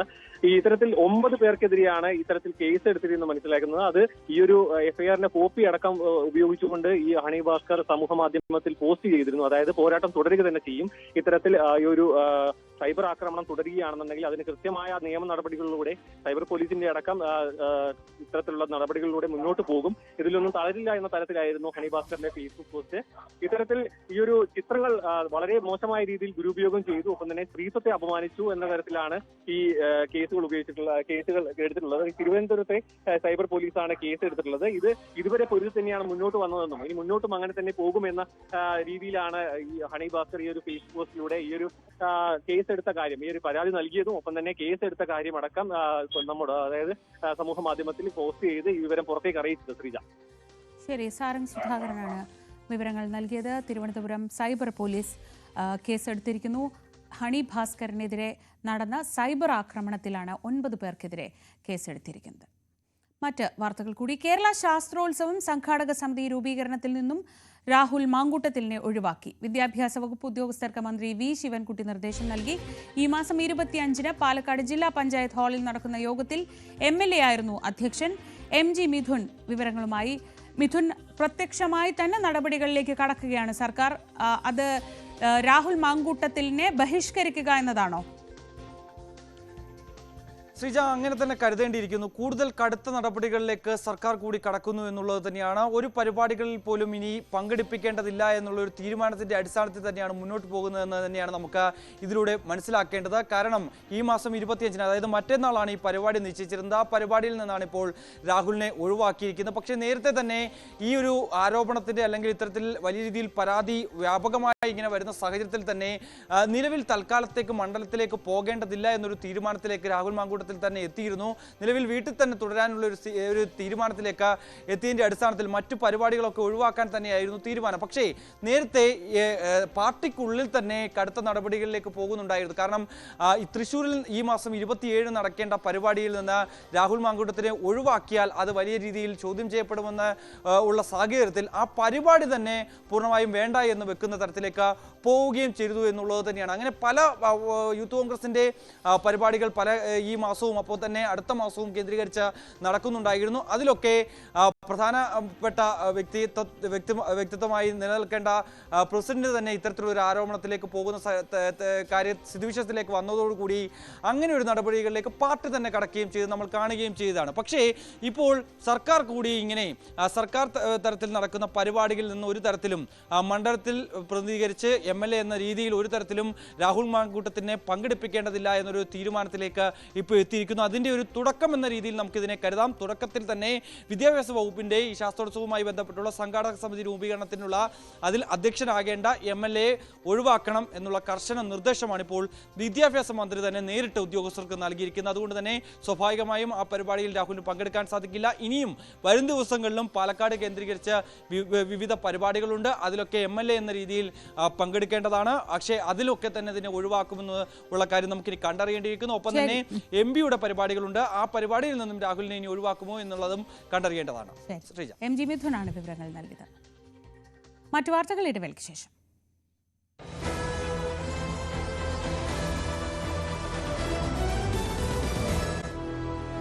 2025 the New Indian Times South Indian media award Aparna കുറുപ്പിന്. ബെസ്റ്റ് എക്സലൻസ് ഇൻ ആങ്കറിംഗ് പുരസ്കാരത്തിനാണ് അപർണ അർഹയായത്. സൗത്ത് ഇന്ത്യൻ ന്യൂസ് ചാനലുകളിലെ മികച്ച പ്രകടനങ്ങൾക്ക് കഴിഞ്ഞ 7 വർഷങ്ങളായി പുരസ്കാരങ്ങൾ നൽകി വരുന്ന ദ ന്യൂ ഇന്ത്യൻ ടൈംസ് അവാർഡിന് തുടർച്ചയായ 2ാം വർഷമാണ് ന്യൂസ് 18 കേരളം അർഹരാവുന്നത്. ഇന്ന് ബംഗളൂരു പാലസ് ഗ്രൗണ്ടിൽ നടക്കുന്ന അവാർഡ് നൈറ്റിൽ കർണാടക ആഭ്യന്തരമന്ത്രി G. പരമേശ്വര പുരസ്കാരം സമ്മാനിക്കും.